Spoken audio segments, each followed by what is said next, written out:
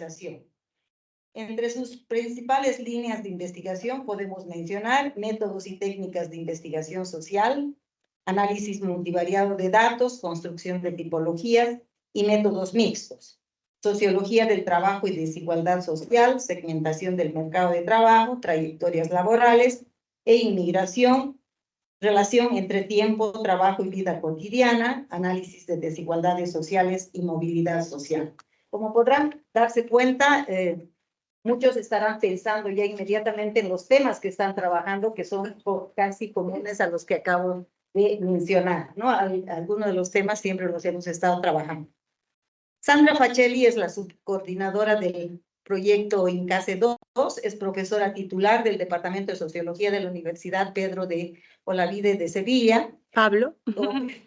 Pablo, mejor. Pablo de Olavide, postdoctorado en Ciencias Sociales por la Universidad de Buenos Aires, doctora en Sociología por la Universidad Autónoma de Barcelona, con diploma en estudios avanzados en Sociología y máster en iniciación a la investigación en Sociología, máster en Diseño y Gestión de Políticas y Programas Sociales de la Flaxo, coordinadora docente y profesora del máster en Técnicas de Investigación Social Aplicada, que coordinan conjuntamente la UAB y la Universidad de Barcelona. Es actualmente presidenta del Comité de Investigación CI 06, Desigualdad y Estratificación Social de la Federación Española de Sociología y vicepresidenta del RC 55, Indicadores Sociales, de la Asociación Internacional de Sociología.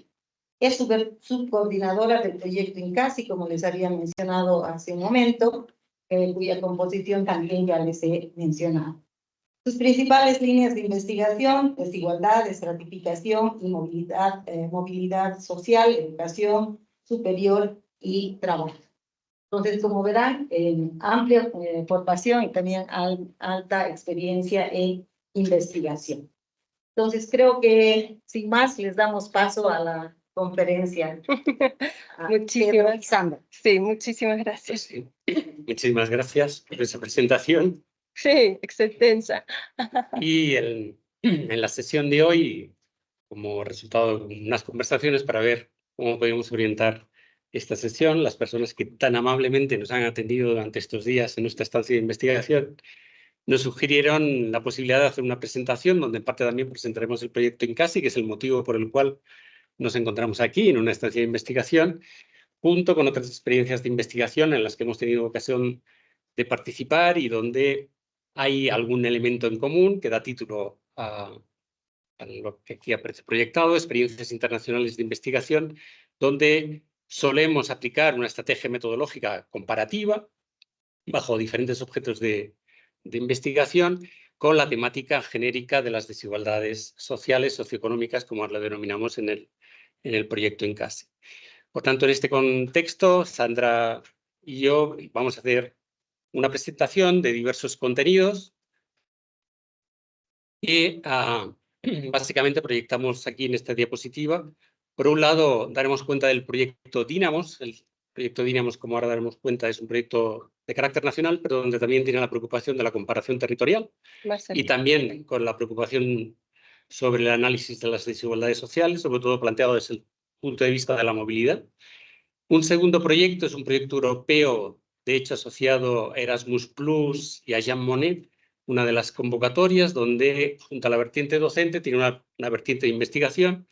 Y en este caso nos planteamos un análisis de la igualdad de género que lleva a cabo a través de un indicador compuesto, el Instituto Europeo de Igualdad de Género de la Comisión Europea, para elaborar una medida más fina desde el punto de vista territorial. Entonces hicimos un ejercicio de bajar del nivel país al nivel de territorio más concreto y eso dio pie a todo un ejercicio de reflexión, de resultados que eran novedosos.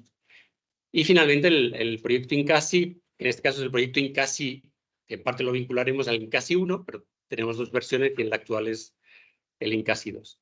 Como decía, por tanto, las características comunes de este ejercicio de análisis comparado de carácter internacional sobre desigualdades sociales y daremos cuenta básicamente de elementos, no entraremos a fondo por todos los elementos teóricos, metodológicos, técnicos, etcétera, y resultados, porque no hay tiempo material, sino destacar algunos aspectos sobre el proceso de investigación y al hilo de esa intervención, si luego se suscitan cuestiones, pues será interesante el debate o el comentario de aspectos más detallados.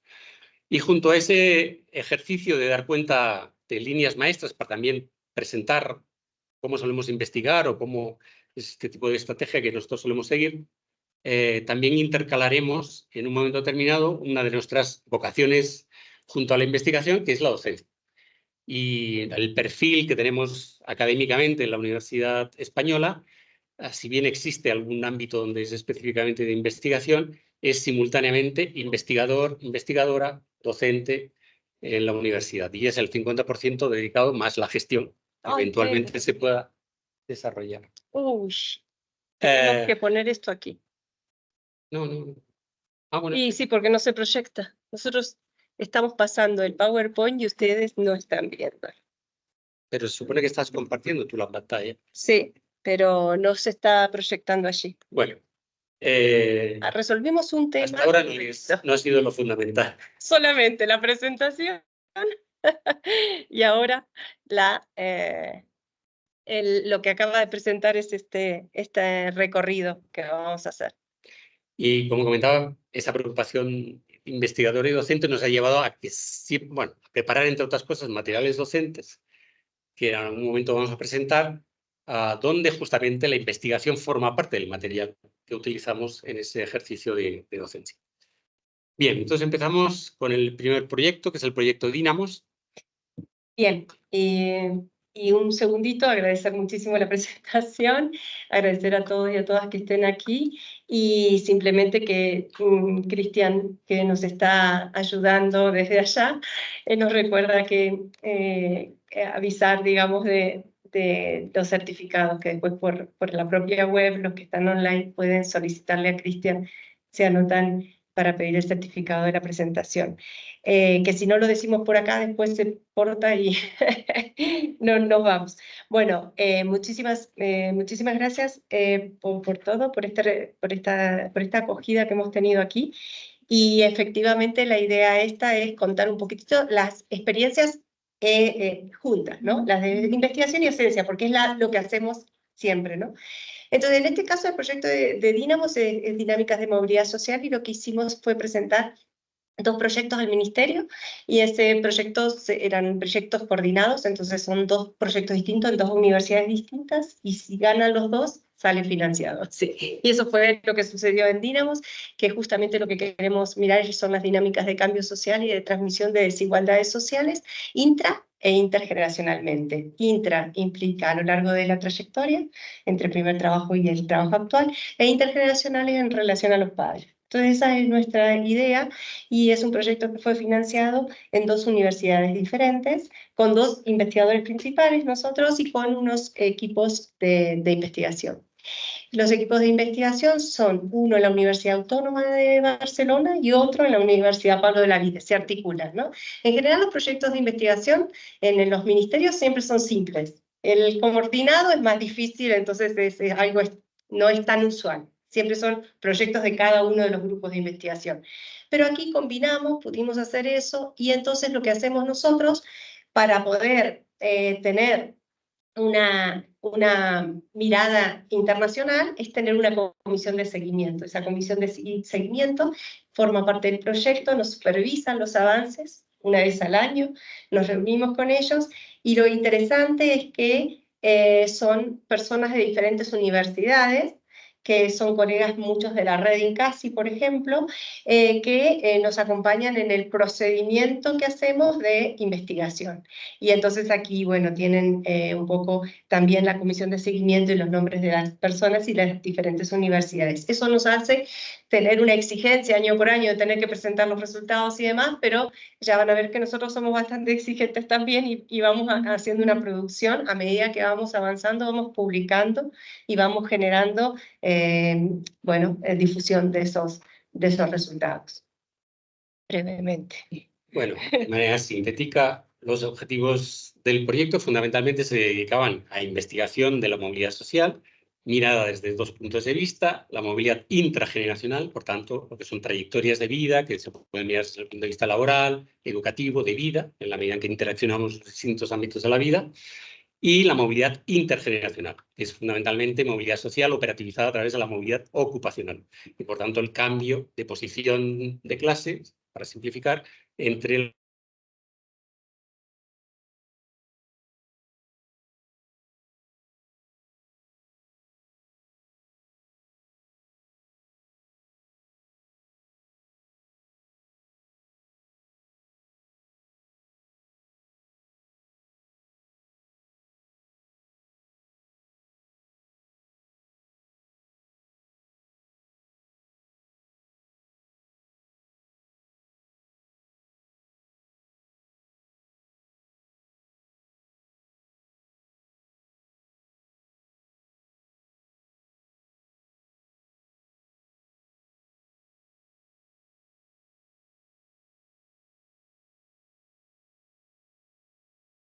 Sandra, no se escucha.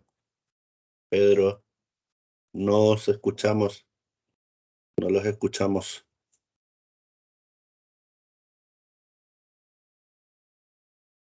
No se escucha, no se escucha.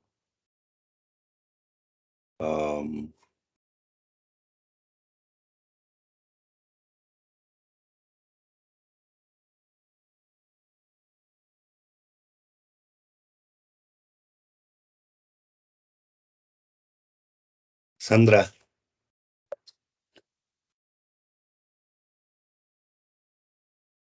pero nosotros tenemos esta ahí vocación volvió. siempre internacional y, por tanto, desde el propio proyecto nacional queríamos que el tipo de investigación que estamos desarrollando y que, de hecho, habíamos desarrollado en INCASI 1 también tuviera su vertiente de en qué medida podíamos proyectarlo hacia un proyecto más general. Por tanto, nos dedicamos parte del proyecto a preparar proyectos. Y en ese sentido, de hecho, hemos preparado como 3 o 4 proyectos, algunos de los cuales, INCASI 2, por ejemplo, ha dado luz, y también hemos tenido ocasión de participar en algún otro proyecto, como ahora comentamos. Y finalmente, una preocupación que siempre es permanente en el ámbito de las ciencias sociales y de la sociología, que es la dimensión pública de nuestro trabajo y la vertiente particular, que es la elaboración de diagnósticos o conclusiones en términos de políticas públicas. Aquí, yo voy. Bueno, entonces, brevemente, trabajamos en la medida en que teníamos es un proyecto compartido y teníamos dos intereses principales: movilidad intergeneracional, movilidad intrageneracional. Desarrollamos dos modelos específicos y luego los interrelacionamos con las fuentes de datos disponibles, con un modelo teórico adaptado. En este caso, aquí tenemos la primera presentación sobre el modelo que correspondía a Dynamos 1, que era la movilidad intrageneracional, y lo planteábamos en términos de trayectorias segmentadas y, por tanto, entendíamos que la posición en el mercado de trabajo, primario o secundario, como establece la teoría de la segmentación, con sus matices, generaba trayectorias diferenciadas, por tanto, entre empleos y trayectorias laborales de más cualificación o de menos cualificación, y por tanto eso reproduce lógicas de precariedad o lógicas de, digamos, posibilidades de crecimiento, de movilidad intergeneracional ascendente y de mantenimiento de esas posiciones alcanzadas. Bueno, ese era básicamente el planteamiento, y en función de eso hicimos un diagnóstico de las diversas trayectorias con las fuentes de información que disponemos, que a veces son interesantes y otras veces son muy limitadas desde el punto de vista de los objetivos que finalmente en la investigación muchas veces se plantean. Y el Dynamos 2, lo que mirábamos era la relación intergeneracional. Si en el primero se miraba la trayectoria, en el Dynamos 2 era la intergeneracional. Entonces trabajábamos un modelo de un triángulo famoso que hay en la movilidad, que es la relación entre el origen, la educación y el destino social, entendiendo origen como clase del padre o la madre, o ambos, y destino como la clase ocupacional de la persona entrevistada y su nivel educativo. Entonces ahí hay varias teorías, nosotros nos movemos en este campo, yo no voy a entrar aquí, pero básicamente Dynamos 2 está más vinculado con el aspecto intergeneracional. Bueno, y como decíamos, el objetivo final era la interrelación. A alguien que nos ha oído más de una vez ya hablar, le va a sonar este esquema que también presentamos en el proyecto Dynamos, porque de hecho el origen de todo, quiere decir, el origen del proyecto INCASI 1, INCASI 2, Y Dínamos fue una propuesta de investigación rechazada por parte del Ministerio de España, que no cuajó en esa convocatoria y la presentamos como Incasi 1. Incasi 1 salió adelante y luego la hemos reutilizado, ampliado, mejorado e incorporado a una visión más internacional con el trabajo que hemos desarrollado a lo largo del primer proyecto internacional de Incasi y que hemos seguido trabajando en torno a esta idea de el vínculo entre el origen social y, por tanto, los procesos de movilidad intergeneracional y los procesos intergeneracionales que se pueden ver como interacción entre el ámbito educativo, el ámbito productivo y el ámbito que podemos expresar en términos más generales de trayectorias de vida. Por tanto, la interacción en estos tres ámbitos configuran lógicas, estrategias, resultados que luego medimos en términos de posiciones sociales alcanzadas en función también de esa doble dinámica de origen y de dinámica de la propia persona a lo largo de su trayectoria. En términos metodológicos, planteamos un diseño mixto donde había una primera etapa cuantitativa, básicamente macrosocial, de elaboración de grandes categorías y resultados que nos permitiera, por un lado, resultados independientes. En este caso, básicamente, lo que hicimos fue un análisis tanto de una tipología de trayectorias segmentadas, por otro lado, con un análisis de movilidad intergeneracional para llegar a unas conclusiones que la literatura tradicional en este ámbito, utilizando el triángulo OED que Sandra comentaba, genera unos resultados. Tenemos datos nuevos, teníamos fuentes de información nuevas y eso nos permitió apuntar nuevos resultados, algunos reiterados, otros donde nos apuntan algunos cambios de tendencia en el tiempo, donde las dinámicas de movilidad se tienden a atenuar, pero finalmente de la interacción de estos dos tipos de resultados, lo que queríamos es también bajar a campo, a la parte más cualitativa. Y en ese sentido interrelacionamos los dos tipos de resultados y elaboramos una tipología de estratificación ocupacional que tenía en cuenta tanto la posición social actual de las personas como resultado de su trayectoria ocupacional, etcétera, y también el origen social. Una combinación de estas cuestiones con la estrategia metodológica que ahora también comentaremos brevemente nos permitió elaborar una tipología y, por tanto, elegir los perfiles que cualificadamente nos permitían buscar cualitativamente personas que cumplían con esos perfiles y nos permitían, por tanto, profundizar allí donde el cuantitativo es limitado y, por tanto, no alcanza a introducir matices importantes. Y, finalmente, una fase de integración donde el conjunto de los resultados cualitativos y cuantitativos se integran en una lógica de triangulación para concluir los estudios que realizábamos y donde también planteábamos esta dimensión territorial. Sistemáticamente comparábamos Cataluña y Andalucía, Barcelona y Sevilla como lugares centrales, pero también ampliado al resto de las comunidades españolas. La metodología que acaba de comentar Pedro es una propuesta metodológica que tenemos publicada en 2019, que básicamente lo que hace es justamente eso, es tomar las encuestas macro, definir y hacer tipología a partir del análisis factorial de correspondencias múltiples, tipificar a través del clúster análisis y obtener unos perfiles que son perfiles que nosotros denominamos medios y perfiles que nosotros denominamos, bueno, que son perfiles medios de cada uno de los tipos y perfiles específicos. Entonces, el parangón tipológico consiste en poder identificar dentro de los grupos grandes, macro, de estas encuestas que nos dan ese marco general del análisis y esos grupos, esos tipos que vamos formando, que en nuestro caso son clases sociales, aunque pretendemos a homologarnos a clases ocupacionales.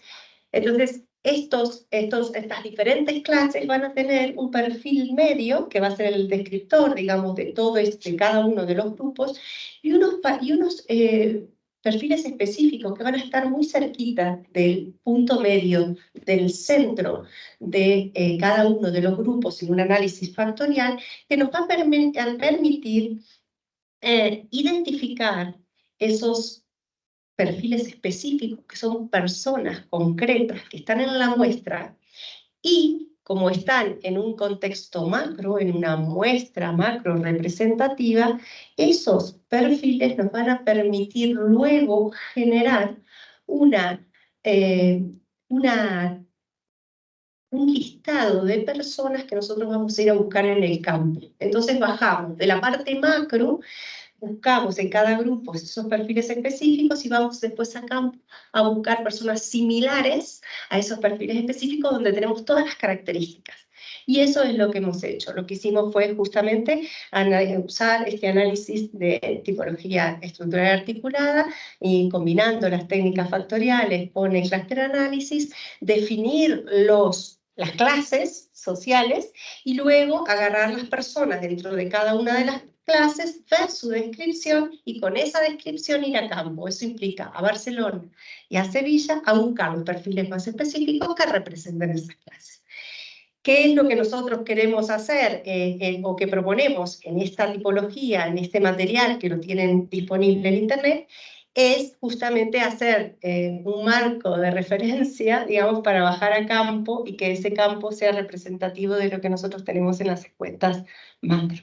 Entonces, lo que hicimos fue eso, y básicamente definimos un modelo de análisis y encontramos tanto a nivel de España, y después bajamos a Cataluña y Andalucía, básicamente tres grupos, ¿no? El grupo de estrato ocupacional alto, el medio y el bajo, ¿no? Los teníamos, esos son los que están hacia la derecha, y en España tenemos una alta tasa de desocupación, entonces tenemos también los desocupados y los inactivos, que también se nos dividen en dos grupos, un grupo más vinculado a ciertas, que tienen cierta capacidad económica alta y otro bajo. Entonces, básicamente nosotros teníamos estos 5 grupos y con estos 5 perfiles es a partir de las encuestas, de una encuesta que también nos da la dimensión intergeneracional, una encuesta interesante que se llama encuesta de condiciones de vida, y entonces pudimos definir también estos grupos en términos de movilidad intergeneracional, que nunca se puede hacer. Entonces, lo interesante es que estos grupos no solo estaban definidos en términos de su trayectoria ocupacional,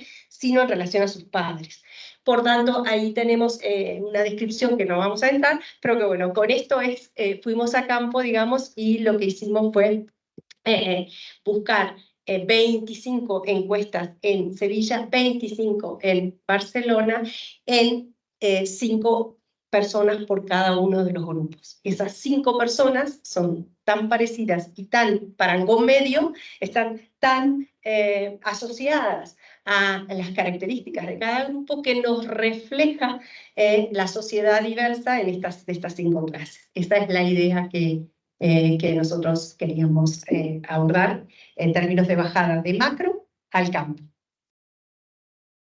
Sí, muchas veces en el cualitativo lo que se plantea es la necesidad de saturar los resultados a medida que se van incorporando personas entrevistadas. Aquí la gran ventaja es que la cuantificación previa con estos datos más macroestructurales nos permite saturar antes el perfil específico que nos vamos a encontrar en las entrevistas, porque está tipificado previamente y por tanto con un resultado importante desde el punto de vista más macrosocial.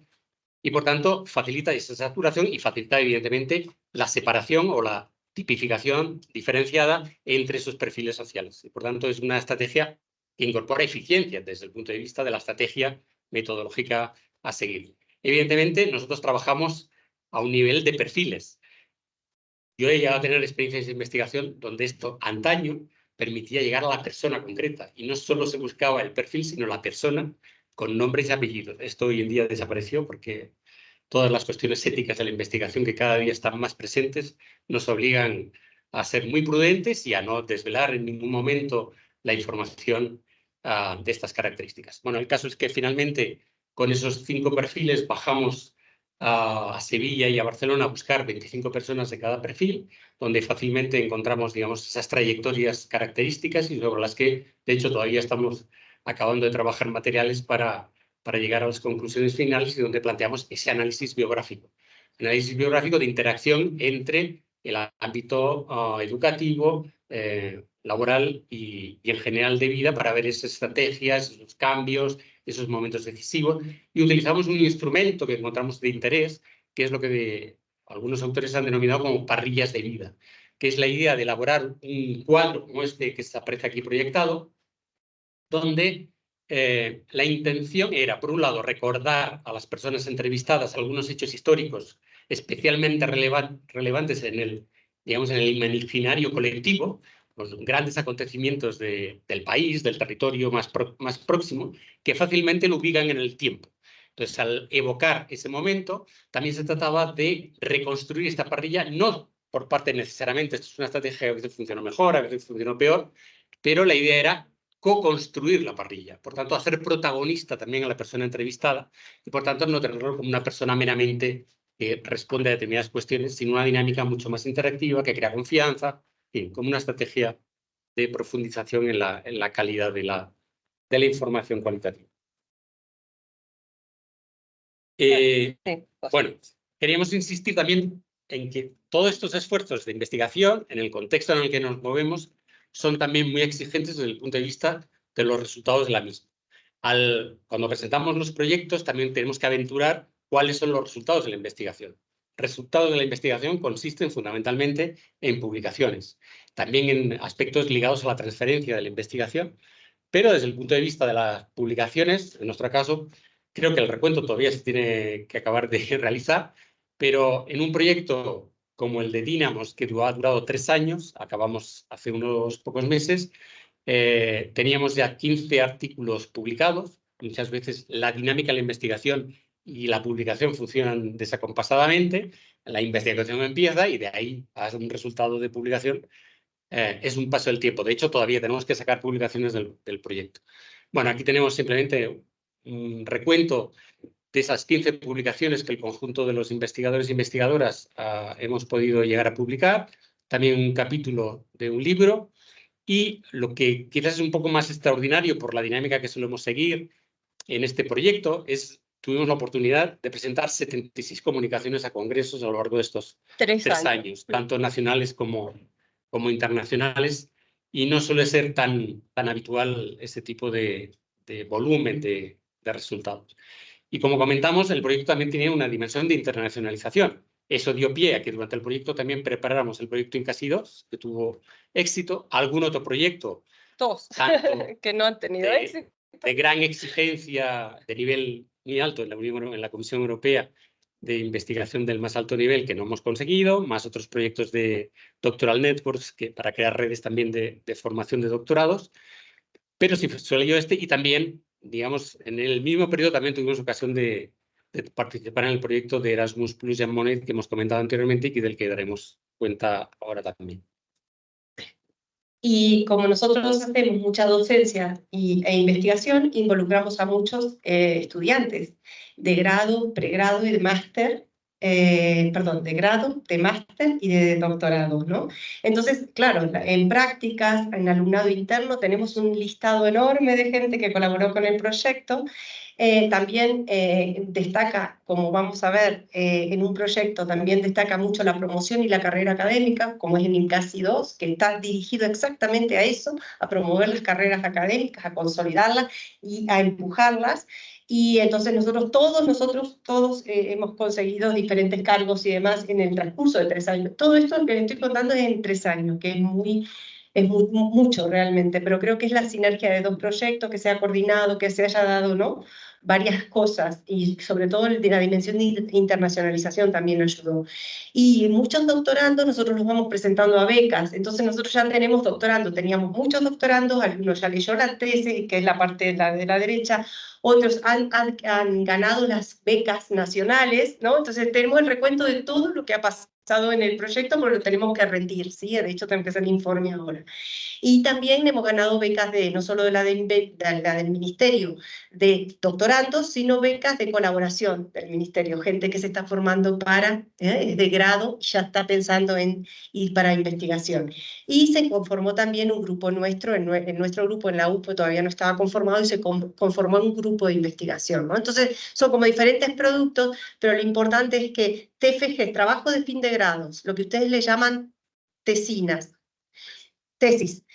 y tesis de máster, o sea, trabajos de fin de máster, que nosotros llamamos trabajos de fin de máster, también se elaboraron en el contexto del proyecto, o sea que también los estudiantes tomaban un poco se imbuían de la lógica del proyecto, leían los artículos vinculados y la bibliografía que nosotros teníamos como referencia, generaban sus propias tesis, sus propios trabajos.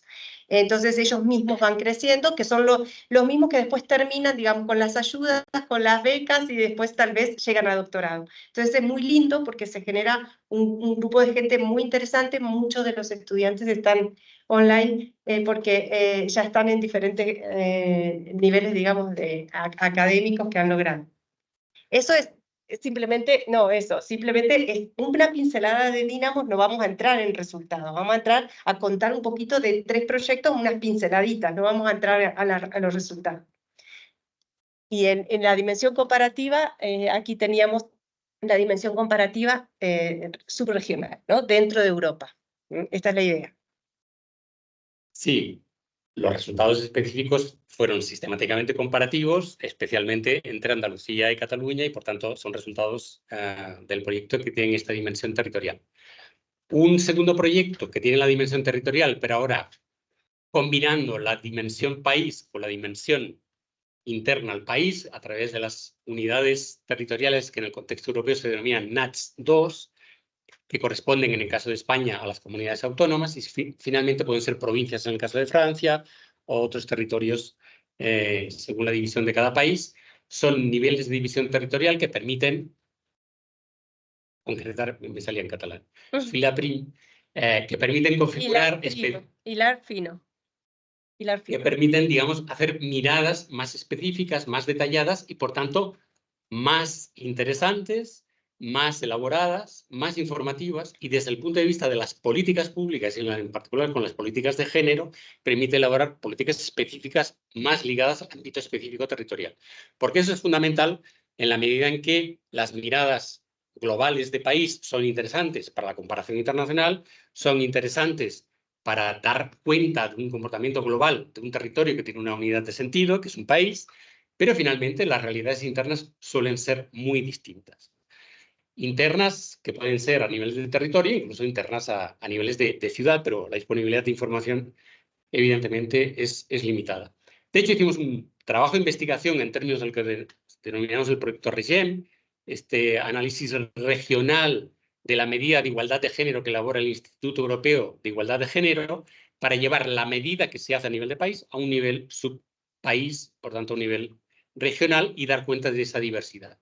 Es básicamente lo que busca este proyecto, donde se dibujan básicamente 6 dominios principales con los cuales se construye la medida. Es una medida que se construye con una cierta complejidad, pero finalmente la idea es sencilla. Es tener en cuenta la multidimensionalidad del fenómeno de la igualdad de género, igualdad, no desigualdad, por tanto siempre se puede construir la medida hacia un lado o hacia el otro, pero es la mirada hacia un camino que persigue la Comisión Europea y la Unión Europea en general en términos de un horizonte futuro para alcanzar esa igualdad y, por tanto, fijándose un ejercicio de medición de qué mide la igualdad, posiciona las brechas entre varones y mujeres. Y eso lo hace a través de 6 ámbitos específicos con algún complemento adicional que a veces en los estudios. La dimensión del trabajo, del dinero, del conocimiento, del tiempo, del poder y de la salud. Esas 6 dimensiones principales donde podemos posicionar de manera diferenciada varones y mujeres se detallan, son una síntesis de 31 indicadores específicos. Esos 31 indicadores se recogen para los 27 países de la Unión Europea y se construye ese índice que desde hace más de una década se viene construyendo y por tanto permite ver esa evolución. Adelanto la conclusión genérica básica del proyecto.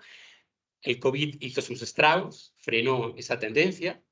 Si esa tendencia se sigue más o menos en los términos actuales, nos costará aproximadamente entre 60 y 70 años para alcanzar la igualdad de género. Por tanto, es un proceso lento, seguramente, y muy largo, pero la tendencia es creciente, pero seguramente más lento de lo que desde muchos puntos de vista se querría.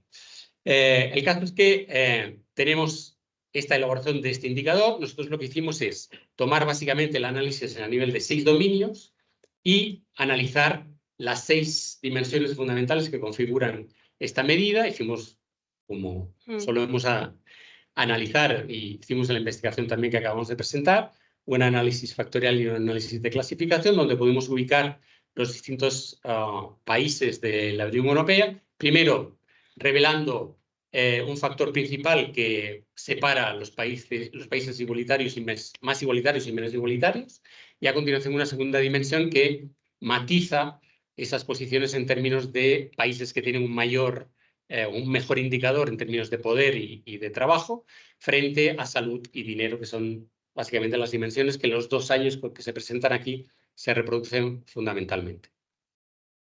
Entonces, esos factores de diferenciación, a continuación... No, Antes, espera, ¿qué pasó? yo lo pongo. Se expresan en términos de la posición que ocupa cada país en ese conjunto de perfiles fundamentales de mayor igualdad y esos perfiles particulares. Aquí podemos ver que en un ejercicio clasificatorio obtenemos 3 grupos fundamentales.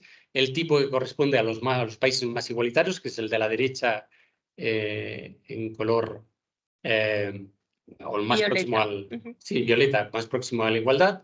Y el de la izquierda, que está en azules, que es el menos igualitario y que separa entre el norte y el sur justamente por tener mejores indicadores en poder y trabajo o bien en dinero y salud. Este es el diagnóstico en 2010 y el diagnóstico en 2019, que básicamente es el mismo retrato con alguna pequeña variación. Y este es el mapa que da lugar a este tipo de análisis global a nivel de país, que es un diagnóstico, por tanto, más genérico y, como se puede ver, digamos, con una dimensión norte-sur, que no es la división norte frente a sur. Curiosamente, España es uno de los países donde aparece bien representado, no es el caso de Italia. De hecho, en nuestro estudio estudiamos específicamente el caso de Francia, España, Italia. Quisimos incorporar a Alemania y, sorprendentemente, tuvimos problemas para la disponibilidad de datos por parte de los alemanes. Se negaron a dar información para hacer estos análisis. De hecho, Eurostat es quien no podía disponer de esos datos porque Alemania no se los cedía. Sí es el caso del resto de los 3 países, que son los que estudiamos en más profundidad. Este es el diagnóstico, digamos, para el conjunto de los 27 países de la Unión Europea, y los países más igualitarios son los que aquí aparecen de norte a sur en violeta. Y 2010, porque en 2010 se empezó a construir este indicador, y 2019 porque era el dato disponible que teníamos en ese momento. Entonces lo que queríamos era ver, hay algunos cambios que no son muy significativos, pero existen algunos cambios entre los dos en la mejora de algunos países. Pero lo que queríamos hacer nosotros, como les comentábamos, era aplicar esta metodología que ya estaba disponible y bajarlo a nivel subnacional. Tuvimos que sacar a Alemania y lo que hicimos fueron 2 ejercicios, otra vez usando las tipologías. Un ejercicio tipológico donde en realidad lo que hicimos fue tomar en cuenta todas las regiones y tomar el conjunto de regiones de todas las que disponíamos, todas juntas, y entonces elaboramos un mapa, donde pudimos ver ahí esas diferencias en 4 niveles, ¿no? Entre aquellos que estaban en un nivel de mayor igualdad hasta de menor igualdad. Acá van a ver lo que llama la atención siempre es un poco Italia, que es muy dividida, ¿no? Y el norte es mucho más igualitario que el sur. Bueno, pasa algo similar en España, que está a la izquierda, en Francia un poquito más homogénea, pero el ejercicio que hicimos acá fue justamente tomar todas las regiones para compararlas entre sí y ponerlas a todas en el análisis de componentes principales. Y lo que hicimos después fue un ejercicio similar, solamente tomando cada uno de los países y repitiendo la metodología. Entonces, cada uno de los países mostraba su diversidad, ¿no? Y entonces acá se ve como, de alguna manera, hay una clara dualidad, o sea, nunca nos había pasado que nos quedaba, Italia hacía, ya habían trabajos que habían contado esto, pero la sorpresa fue que Italia quedó dividida en 2, ¿no? Aquí tenemos los demás países. Francia está muy dividido, ¿no? En 5 grupos, o sea que hay mucha diversidad, pero Italia es dual. Entonces acá lo interesante era mirar la región, era bajar de ese nivel nacional que teníamos a mirar en la región. Entonces básicamente las conclusiones del trabajo es que lo importante es mirar las disparidades regionales, ¿no? Que persisten en Europa. Y esto es lo que nosotros queríamos hablar, porque lo que queríamos dar cuenta en este trabajo, porque queríamos hablar de las políticas públicas, y por eso era importante esa diversidad regional, ¿no? Y el análisis nacional, cuando nosotros agarramos y lo mostramos, como mostramos el mapa, vimos que había como 3 grupos bien diferenciados de países. Entonces ahí se notaba básicamente cuáles son los que tienen que hacer más esfuerzo, cuáles están más, ¿no? Y en el análisis regional, que es donde nosotros centramos la fuerza de la explicación o el trabajo, fue un trabajo, imagínense lo que es cada uno de los indicadores, que eran 22, tratar de compararlo entre todos los países, etcétera, y tomar 62 regiones. Entonces, básicamente lo que hicimos fue eso. Miramos que los niveles más altos de igualdad de género se encuentran en Francia, seguida de España, en tercer lugar Italia, de los 3 que analizamos, y que, sin embargo, internamente hay muchas disparidades donde hay que centrar y hay una polarización entre las diferentes regiones donde se exacerba en Italia, ¿no? Básicamente es eso. Y entonces acaba de salir el libro, porque siempre lleva retraso, entonces este trabajo lo hicimos, fue de 18 meses, ¿no? Trabajamos un montón en poquito tiempo, pero éramos 4 universidades, en 18 meses, y publicamos, acaba de salir el 31 de diciembre, salió el libro de Springer, y ustedes van a tener en ese libro que está disponible cada uno de los capítulos donde se cuenta la metodología, se cuenta cómo homogeneizamos los indicadores, realmente un trabajo duro de armonización de los indicadores, porque bajamos de una lógica nacional, ¿no? Que tiene el Instituto Europeo de Igualdad de Género, a una lógica subregional. Entonces aquí, bueno, explicamos un poco todo. El capítulo que acabamos de brevemente comentar es el Comparative Analysis of Regional Gender Disparity, es el que está ahí en el sexto, y bueno, se va contando un poquito todo. Eso básicamente pincelada de otro análisis que usamos esta metodología, donde en este caso eran componentes principales porque eran indicadores cuantitativos. Y pasamos al tercer proyecto, del que ya dimos cuenta en nuestra estancia en la conferencia anterior, y aquí lo que vamos a hacer es básicamente una pincelada también para recordar esa dimensión territorial, que en este caso es mayor desde el punto de vista de la composición de la red de investigación, donde en este caso en Incasi 2 nos planteamos este ejercicio que acabamos de iniciar. En noviembre empezó el proyecto Incasi 2, de obtener una nueva medida socioeconómica sobre desigualdades socioeconómicas para también la comparación internacional, fundamentalmente entre países, teniendo en cuenta también la realidad particular interna de esos países. Por tanto, para dar unas ideas más generales, Incasi 2 es continuidad del primer proyecto que se desarrolló en el periodo 2016-2019. Eso sirvió básicamente para crear la red, para conocernos, porque éramos un grupo de universidades y de investigadores que parcialmente teníamos nuestros conocimientos. Fundamentalmente era una conexión entre la Universidad de Buenos Aires y el Instituto Ticino Germani y la Universidad Autónoma. Y a partir de ahí, de estos enlaces que en ese momento eran en esas condiciones, se fue extendiendo la red, se configuró un primer grupo de universidades. Resultado de la segunda convocatoria, las universidades se ampliaron, en particular con la Universidad de San Simón y también con la Universidad de Cuba.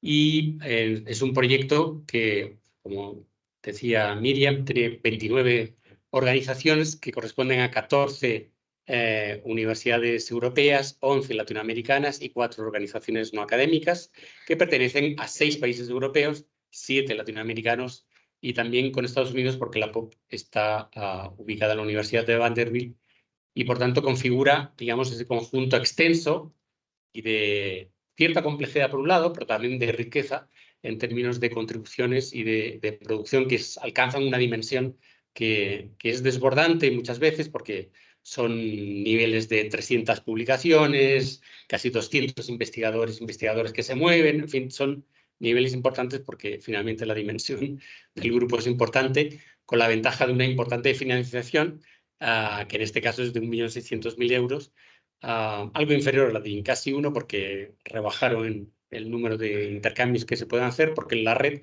consiste fundamentalmente en este tipo de proyectos en generar una dinámica de intercambios entre investigadores e investigadoras europeos y latinoamericanos.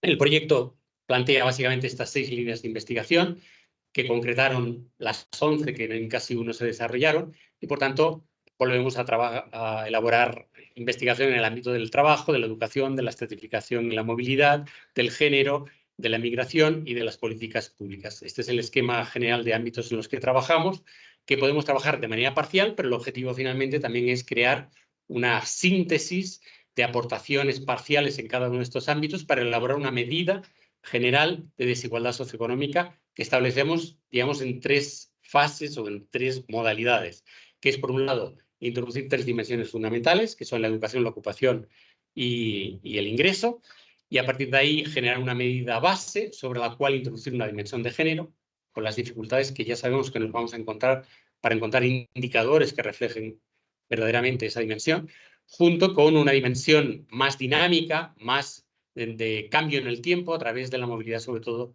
intergeneracional, que es también observable, pero también con dificultades que seguramente en algunos países nos vamos a encontrar. Pero esa es la propuesta que hacemos en general en el proyecto, y a lo largo de los próximos 4 años lo que se trata es de madurar esta propuesta inicial con distintas aportaciones y culminar el proyecto con un foro internacional que esperamos celebrar en el 2027, donde presentar los resultados de la investigación y alcanzar el consenso que podamos llegar a conseguir. Porque nos proponemos crear una medida como el IDH, como el Gini o como el PIB, ¿no? Per cápita, que son las medidas tradicionales usadas para mirar un poco la desigualdad. Entonces la idea es que nuestra medida sea una medida de desigualdad socioeconómica, que trascienda aquella medida del Gini y que trascienda también aquella medida de países de desarrollo, como es el IDH también. Entonces, es una medida que tiene esta ambición. Vamos a ver si lo conseguimos. En todo caso, nuestro punto de partida en INCASI 2 es el INCASI Book, que le denominamos, que es este, que también está disponible en Internet, un libro que publicamos al final del proyecto INCASI 1. Este es uno de los libros, publicamos 300 y pico de artículos y todo, porque era una red grande, pero este era el libro como el libro del proyecto, donde si ustedes recorren los apartados van a ver todas nuestras contribuciones y donde hay análisis comparativo de cada país, cuantitativo y cualitativo, ¿sí? Entonces se toman determinados países y se hace el análisis, y lo que se trata de hacer es como un diagnóstico de las desigualdades y, bueno, cómo intentar enfrentarlas. De hecho, el último capítulo es el de conclusiones, donde se hace como un resumen de los temas tratados y alguna sugerencia de política al respecto. Lo que queremos, esos 3 proyectos son proyectos comparativos y nosotros queríamos comentarles cómo articulamos nuestra investigación con la docencia. Entonces, para eso queríamos retrotraernos a trabajos que fueron preliminares, que fueron los primeros que empezamos a hacer. Bueno, hay muchos más atrás, pero vamos a ponernos, no vamos a ir tan lejos, ¿no? En 2010 hicimos una estancia de investigación en CITEAL y nos contactaron porque nos interesaba un poquito esta metodología que teníamos para poder estratificar a las sociedades y poder mirar, y solamente hicimos una prueba con Argentina, Chile, México y Guatemala, y la idea de ellos era poder mirar la educación, les interesaba mirar la educación desde ahí, desde este esquema de estratificación. Así que fue como una experiencia interesante que trascendió, que antes la hacíamos o en Cataluña, o en España, o en Argentina, y ahí cuajó, digamos, para América Latina. Entonces, este análisis comparativo de diferentes países es como una primera experiencia que también tuvimos en años subsiguientes de hacer miradas mucho más sectoriales, ¿no? Entonces, ustedes, este es un censo, esto es Buenos Aires, ¿no? Entonces, aquí lo que hicimos fue generar un proyecto para la ciudad de Buenos Aires para generar una muestra. Ellos querían hacer encuestas de condiciones de vida y encuestas a hogares. Entonces, lo que querían era tener una muestra bien diferenciada a nivel de estratificación socioeconómica para poder sacar sus muestras y generar esas muestras e ir a campo. Todas las encuestas de hogares necesitaban. Entonces nosotros lo que hicimos fue hacer un trabajo donde aplicamos estas técnicas multivariadas a los censos, al censo, en este caso es el censo del 2010, hicimos la aplicación de las técnicas, bajamos a un nivel mucho más desagregado, siempre trabajamos a nivel de 3 grupos, 4 grupos, acá como es a nivel muestral, bajamos a 10 estratos podíamos seguir bajando, pero con 10 estratos ellos ya tenían la idea de Buenos Aires y ya lo ven clarito, ¿eh? Sur, la parte más pobre, el rojo es la parte de clase media y el amarillo, la parte más pobre, el rojo, la parte más de clase media, y el azulcito celeste, las partes más de clase alta. Entonces, un mapa perfecto tenían para que ellos pudieran generar las muestras. ¿Sí? Entonces, ese trabajo derivó en un trabajo que está publicado en este libro, en esta revista de Población de Buenos Aires, donde avanzamos a comparar 3 censos. Entonces, lo que miramos fue mirar la ciudad de Buenos Aires, cómo había evolucionado en 20 años, que son 3 censos, para ver qué aspectos o qué áreas geográficas habían mejorado y qué áreas geográficas, todo aplicando las mismas técnicas, ¿sí? En este caso, análisis de correspondencias múltiples y, componentes principales, porque eran porcentajes de secciones censales, que no son secciones, acá eran radios, habíamos podido bajar a radio, que es el más chiquitito. Entonces, eso, digamos, lo que hicimos en este artículo fue eso, ese comparativo. O sea que el comparativo no solo era dentro, regional, sino intercensal. Ya ven, la dimensión de espacio y de tiempo. Entonces, es muy lindo porque realmente esta técnica a nosotros nos sirve muchísimo para poder mirar todo tipo de desigualdad. Y la vertiente docente implica que sistemáticamente impartimos cursos de grado, de posgrado, másters y doctorados con estrategias metodológicas diversas, en particular con las que acabamos de presentar, pero como resultado de una experiencia ya acumulada del tiempo, nos llevó a plantearnos un tipo de material docente que tenía su grado también de innovación en la medida en que elaboramos un texto que finalmente en la actualidad ya tiene 18 capítulos, 1.376 páginas y 700.000 bajadas por Internet, donde básicamente desarrollamos una estrategia metodológica de tipo general, de presentación metodológica de lo que es la investigación en el ámbito de las ciencias sociales, y en particular más con nuestras preocupaciones de investigación sociológicas, que las planteamos siempre como ejemplos de aplicación de lo que contamos desde el punto de vista de la metodología, pero orientada sobre todo a la investigación de carácter cuantitativo. Entonces, es un material que publicamos por primera vez en el año 2015, con una estrategia de ir mejorándolo. Es un libro particular. Está editado por nuestra universidad, por la biblioteca fundamentalmente, lo que llamamos es un depósito digital de documentos, una opción que ofrece la universidad de publicaciones en abierto, con todo tipo de materiales que elabora la universidad y en particular los materiales docentes o los materiales de investigación. En ese contexto lo editamos en abierto, generosamente ofrecido con los textos más todos los materiales complementarios, sobre todo en la parte más de estadística, de análisis de datos, etcétera. Todos los resultados de ejemplos de matrices de datos, de sintaxis, de Excel, de documentos que son complementarios a lo que el texto va exponiendo de manera conceptual y aplicada, están como material complementario. Entonces, tenemos ahí una presentación del manual en Internet, no existe en papel, donde se puede consultar capítulo a capítulo a través de un PDF y cada capítulo tiene su página web particular con los materiales que se pueden ir trabajando de manera autónoma. Por tanto, eso facilita también el aprendizaje autónomo. La verdad es que nuestra idea de tipo de material nos llevó a sorprendernos en un momento dado de la capacidad que tiene la red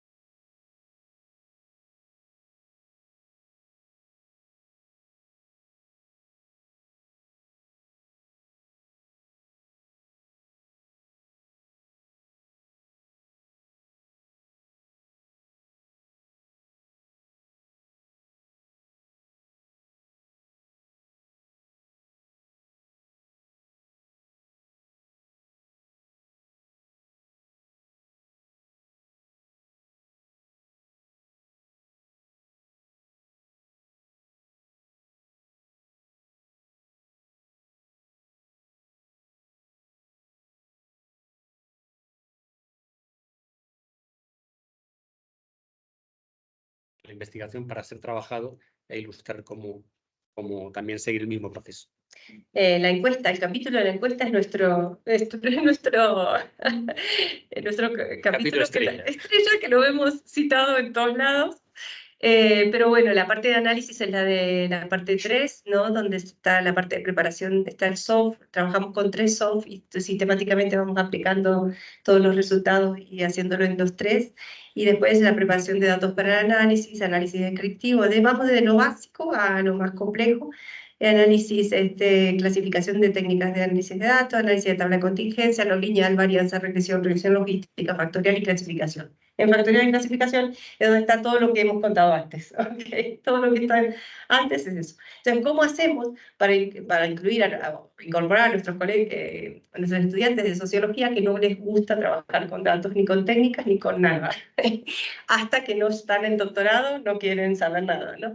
Entonces, básicamente, un poco ustedes van a encontrar en el capítulo donde empezamos con las técnicas multivariadas, queremos seducirlos con Bourdieu, entonces le contamos Bourdieu, ¿no?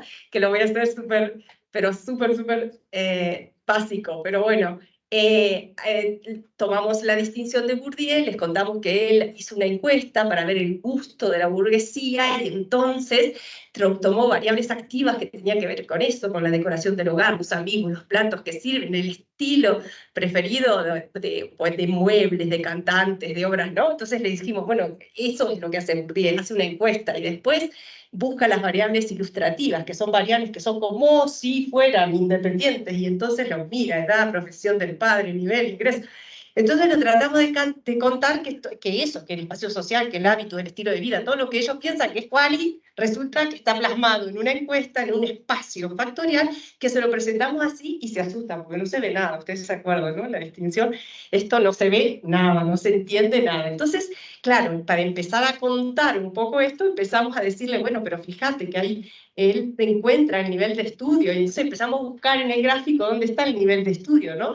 Desde menos nivel de estudio hasta más nivel de estudio. Entonces ves que hay una trayectoria, ¿no? Entonces el ingreso, fíjate que el ingreso hace una trayectoria, entonces de acá son menos, de acá son... Entonces esta es como la estrategia docente. La edad, ¿qué pasa con la edad, no? Ahí. Acá sí. ¿No? Entonces la edad, los más jóvenes, los más viejos, bueno, ¿qué pasa con todo eso?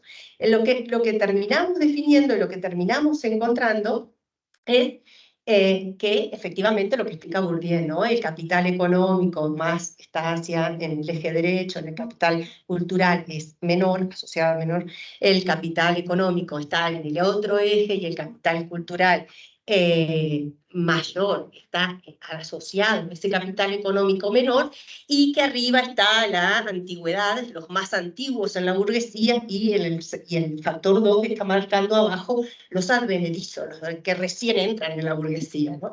Y entonces, a partir de tener esto, lo que hacemos es mostrarle cómo él, ¿no? Con sus herramientas en los años 60, que no tenías, de cómo él hizo para poder encontrar las profesiones, y le marcamos, entonces vamos como ilustrando el gráfico, porque en el gráfico no se ve nada, hasta que vea, bueno, las profesiones liberales vienen del centro, ¿no? Son el nudo, el núcleo, ¿no? De la burguesía, está ahí. Después tenemos a los ingenieros, uy, estos son medios nuevos en la burguesía, porque están abajo, están en ese factor 2, pero son el centro también, ¿no? Y después tenemos a los patronos industriales, uy, esto tiene mucha plata y menos capital, ¿no? Y después decimos, sí, eso, y menos capital cultural. Y después encontramos los profesores, ya saben, en Francia, los profesores que tienen una tradición, son burgueses, y tienen mucha cultura, poca plata, ¿no? Esta es otra. Y después tenemos los patronos comerciales, los comerciantes, los de vieja burguesía, los de la nueva burguesía, muy ricos y poco educados, ¿sí? O sea, entonces, un poco, y obviamente los núcleos de los profesores superiores y productores artísticos, como los burgueses más antiguos en la burguesía, con menos dinero y con más capital cultural, ¿no? Entonces, es como jugar para poder, ¿cómo haces para introducir una técnica que tiene su complejidad y empezar a hablar, antes de hablar de inercia, antes de hablar, ¿no es cierto?, de eigenvalue, antes de hablar de nada, decir, bueno, mira, aquella persona que vos pensás que es un cualitativista puro, porque hablaba del hábitus, resulta que se formó en el Instituto de Estadística, desarrolló las técnicas con Levar y toda aquella tropa que tenía de estadísticos que le ayudaron a identificar estos puntos, donde él después empieza a hablar y a generar su teoría del hábitus. Entonces son como recursos que tenemos. Esto está escrito en 3 páginas, la distinción en 3 páginas, en el manual, ¿sí? Para contar un poco esta historia y poder, porque claro, es duro para los chicos de sociales meterse, ¿no? En todas las técnicas es duro, pero más en esta. Y una vez se nos ocurrió elaborar un material específico de publicación de los buenos trabajos que nos íbamos encontrando a medida que íbamos teniendo resultados del grado, del posgrado, tanto en máster como en doctorado.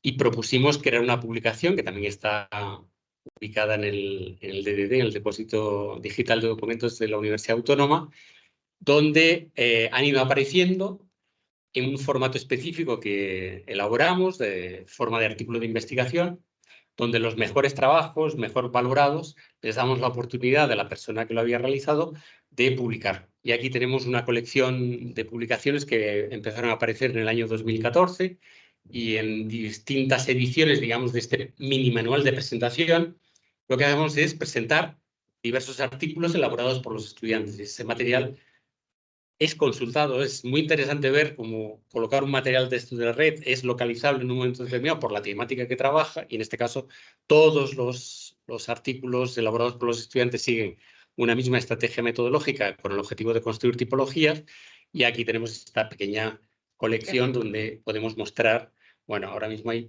23 artículos publicados seleccionados a partir de las propuestas de los propios Máster y doctorado. De diferentes, Argentina, Uruguay, España, son diferentes estudiantes que muchos de ellos, permito, la última, muchos de ellos no, son de doctorado que vienen a pedir técnicas, que vienen a pedir análisis cuantitativo, y que no habiendo sido formados en la carrera con análisis cuantitativo, logran hacer un salto de 0 a 100. Esto es lo que nos llevó a nosotros pensar en publicarlo a partir del primer curso de doctorado que tuvimos en la Universidad de Buenos Aires, cuando realmente hacemos una encuesta, ¿qué sabes tú de técnicas univariadas, bivariadas, multivariadas? Y era 0, 0, 0, 0, y después teníamos unos trabajos brillantes, es decir, cómo un buen estudiante de doctorado, cómo puede dar el salto. Nos sorprendió tanto que ahí nos propusimos empezar esta colección premiando a los buenos trabajos que lográbamos en estos cursos. Y la verdad que es precioso, o sea, es una satisfacción impresionante. Y es esa idea de formación para convertir un trabajo académico en un trabajo de investigación al mayor rigor, porque nosotros además hacemos de revisores. Claro, revisamos. Hacen un buen trabajo, le dimos toda una serie de revisiones para la mejora y acabamos publicando un artículo que tiene la dinámica de un artículo de investigación, en este caso más modesto en la medida en que no somos una revista, no somos evaluadores internacionales, pero sí, son buenos trabajos que sirven de ejemplo, porque luego a partir de aquí los damos como bibliografía de los trabajos futuros de los nuevos estudiantes y estudiantas que lo realizan. La particularidad que tiene, y con esto terminamos, es que es la aplicación de estas técnicas factoriales para el estudio de cualquier tipo de desigualdad. Acá encontrarán democracias, países de la ONU, TIC, cuidados, perfiles de cuidados, o sea, todo tipo de fenómeno social estudiado aplicando estas técnicas tipológicas articuladas, vinculando el análisis factorial con el análisis clasificación y leyendo y definiendo cada uno de los grupos que se encuentran en la temática que se está analizando. Y con eso, muchísimas gracias por vuestra atención y perdón lo largo, pero al final fue 1 hora y no lo puedo creer. Gracias.